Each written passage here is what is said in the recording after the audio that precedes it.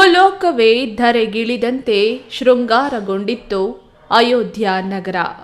ವಿಶ್ವದ ಗಮನ ಸೆಳೆದಿದ್ದ ದೇವಾಲಯದ ಲೋಕಾರ್ಪಣೆ ಕಾರ್ಯಕ್ರಮ. ದೇಶದ ನಾನಾ ಮೂಲೆಗಳಿಂದ ಆಗಮಿಸಿದ್ದ ಗಣ್ಯಾತಿ ಗಣ್ಯರು, ಮಠಾಧೀಶರು, ಸೆಲೆಬ್ರಿಟಿಗಳ ನಡುವೆ ಅಭಿಜಿತ್ ಲಗ್ನದಲ್ಲಿ 56 ಇಂಚು ಎತ್ತರದ ರಾಮಲಲ್ಲಾನ ವಿಗ್ರಹದ ಪ್ರಾಣ ಪ್ರತಿಷ್ಠಾಪನೆ ಹರ್ಷೋದ್ಗಾರಗಳ ನಡುವೆ ನಿರ್ವಿಘ್ನವಾಗಿ ನಡೆಯಿತು.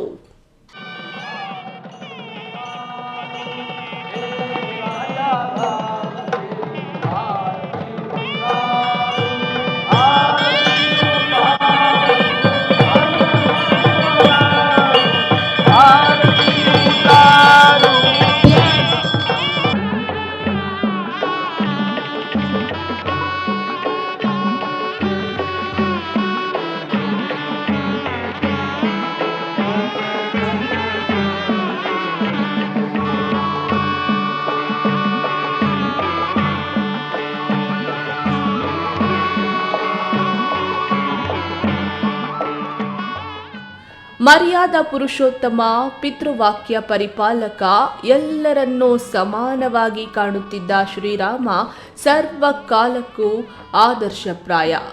ಮಹಾವಿಷ್ಣುವಿನ ಅವತಾರಿ ರಾಮ ತ್ರೇತಾಯುಗದಲ್ಲಿ ಆಡಳಿತ ನಡೆಸಿದ್ದು ಹಿಂದೂಗಳ ಆರಾಧ್ಯ ದೈವವಾಗಿದ್ದಾರೆ.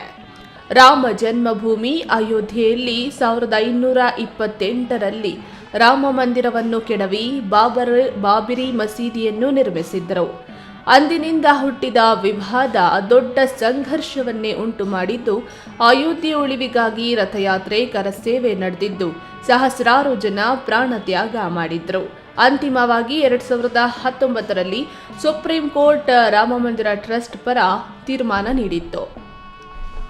ಅಂದಿನಿಂದ ಆರಂಭವಾದ ದೇವಾಲಯ ನಿರ್ಮಾಣ ಕಾರ್ಯ ಬಹುತೇಕ ಪೂರ್ಣಗೊಂಡು ಸುಮಾರು 70 ಎಕರೆ ವಿಶಾಲವಾದ ಪ್ರದೇಶದಲ್ಲಿ 2 ಎಕರೆ ಸ್ಥಳದಲ್ಲಿ ದೇವಾಲಯ ಭವ್ಯವಾಗಿ ತಲೆ ಎತ್ತಿ ನಿಂತಿದ್ದು, ಜಗತ್ತಿನ 3ನೇ ಅತಿದೊಡ್ಡ ಹಿಂದೂ ದೇವಾಲಯ ಎಂಬ ಹೆಗ್ಗಳಿಕೆ ಪಡೆದಿರುವ ದೇವಾಲಯ.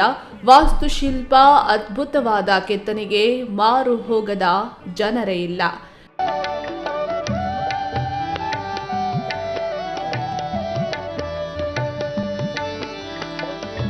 कोई है वही जो राम रची राखा,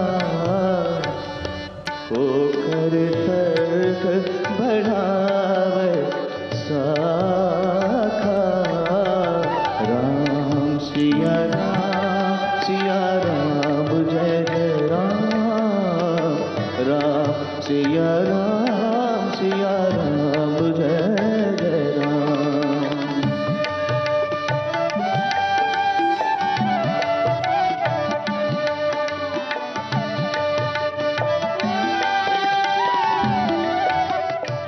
ಇಂತಹ ಭವ್ಯ ದೇವಾಲಯದಲ್ಲಿ ಅಭಿಜಿತ್ ಲಗ್ನದಲ್ಲಿ ಶ್ರೀರಾಮ ವಿಗ್ರಹವನ್ನು ಪ್ರಾಣ ಪ್ರತಿಷ್ಠೆ ಮಾಡಲಾಗಿದೆ.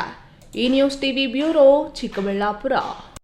ಕಂಜ ಪದ ಕಂಜಾರುಡಂ ಕಂದರ್ಪ ಅಗಣಿತ ಅಮಿತ ಛವಿ ನವನೀಲ ನೀರದ ಸುಂದರಂ ಪಟಪೀಠ ಮಾನಹು ತಡಿತ ರುಚಿ ಸುಚಿ ನವ